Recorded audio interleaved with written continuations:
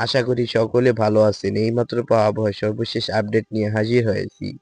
আপনারা তো সকলেই জানেন যে ২০২৪ সাল ছিল গত ১০০ বছরের মধ্যে সবচেয়ে উষ্ণতম বছর। তার মানে গত ১০০ বছরের ভিতরে সর্বোচ্চ তাপমাত্রা ছিল ২০২৪ সালে। এখন কি ২০২৫ সালেও সর্বোচ্চ তাপমাত্রা ভাঙবে নাকি সর্বোচ্চ তাপমাত্রা এর থেকে কম হবে? সকল কিছু জানতে পারবেন এই ভিডিওটিতে, তাই সম্পূর্ণ ভিডিওটি দেখতে থাকুন। ২০২৫ সালে বাংলাদেশের সর্বোচ্চ তাপমাত্রা কেমন হতে পারে? ২০২৪ সালে প্রেক্ষাপট দেখে আসি চলুন। ২০২৪ সালে বিভিন্ন অঞ্চলে ৪২.৮ থেকে ৪৩ ডিগ্রি সেলসিয়াস পর্যন্ত উঠেছিল। অর্থাৎ সর্বোচ্চ তাপমাত্রা ছিল সে সময় ৪৩ ডিগ্রি সেলসিয়াস। সবচেয়ে বেশি গরম পড়েছিল চুয়াডাঙ্গা, রাজশাহী, যশোর, খুলনা অঞ্চলে। ২০২৫ সালে দীর্ঘমেয়াদী পূর্বাভাস। জলবায়ু বিশ্লেষক সম্প্রতি জানিয়েছে ২০২৫ সালে এপ্রিল-মে মাসে দেশের কিছু কিছু স্থানে সর্বোচ্চ তাপমাত্রা ৪৩ এবং ৪৩.২ পর্যন্ত উঠতে পারে।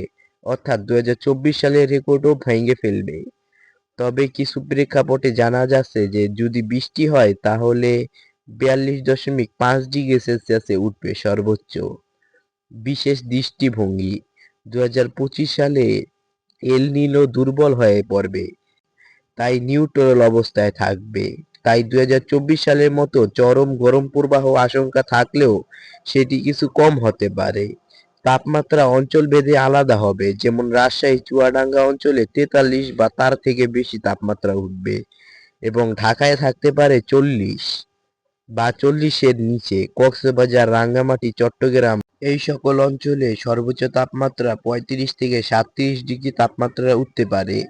তার মানে এই সকল স্থানে তাপমাত্রা কিছুটা কম থাকবে। এতক্ষণের দেওয়া আবহাওয়ার তথ্য অনুযায়ী ২০২৫ সাল থেকে ২০২৪ সাল কম উষ্ণতম হতে পারে।